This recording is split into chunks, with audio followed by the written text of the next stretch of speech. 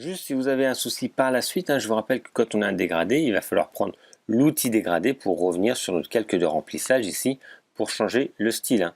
Elliptique, radial ou conique qui nous permet en fait comme ça, donc là de déplacer le centre, l'ensemble ou directement après, vous voyez, pour changer l'aspect que l'on veut par rapport à cet effet conique.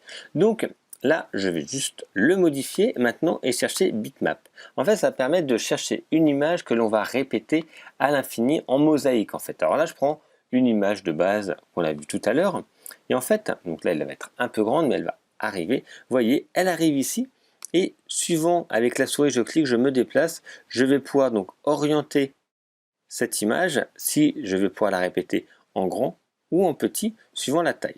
Mais là, c'est pas forcément très bien. Là, ça fait une mosaïque pour n'importe quelle image, mais on a des patterns qu'on va pouvoir trouver sur Internet qui sont en fait des motifs qui peuvent être répétés à l'infini, où il y a les bords qui se suivent et qui se répètent. Je vais vous montrer. On va aller tout simplement dans Google Images et taper pattern.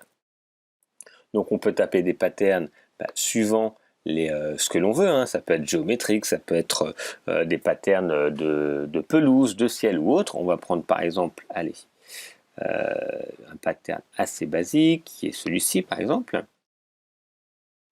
Je fais clic droit, enregistrer sous, donc j'enregistre l'image sous et je vais la mettre ici.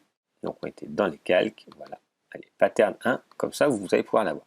Là, il s'est mis automatiquement donc dans le dossier que j'ai choisi.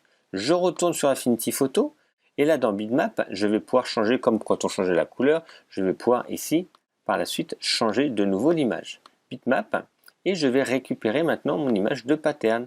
Je valide et là, même si je réduis très largement, vous voyez, elle se répète parce que c'est une image qui se répète indéfiniment. Donc je peux la voir en grand ou en petit, mais c'était une petite image qui s'est répétée, vous voyez, en plusieurs fois. Donc ça, c'est l'avantage du pattern et on peut mettre n'importe quel pattern. Donc là, ça fait un peu mal aux yeux, je vous avoue, avec toutes les couleurs.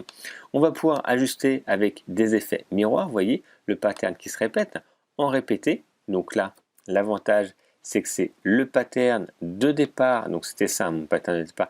Et en fait, on va étirer, donc ça peut faire des effets graphiques également. Ou 0, c'est juste la taille du pattern. Et je vais réduire. Et là, si je fais le pattern ajusté, donc là il va se répéter indéfiniment et je peux choisir après. Ça c'est vraiment comment on va caler, donc vous laissez par défaut bilinéaire et donc vous avez donc la possibilité comme ça de remplir avec un pattern que vous trouvez sur internet par rapport à des motifs. Et là, si votre image vous voulez l'agrandir très très grand ou très petit, vous pouvez vraiment ajuster au lieu de faire des copier-coller à l'infini d'éléments pour réussir à faire un fond avec des motifs. Vous prenez le calque de remplissage et vous cherchez le type bitmap et vous cherchez l'image que vous avez téléchargée ou créée. Voilà pour les calques de remplissage.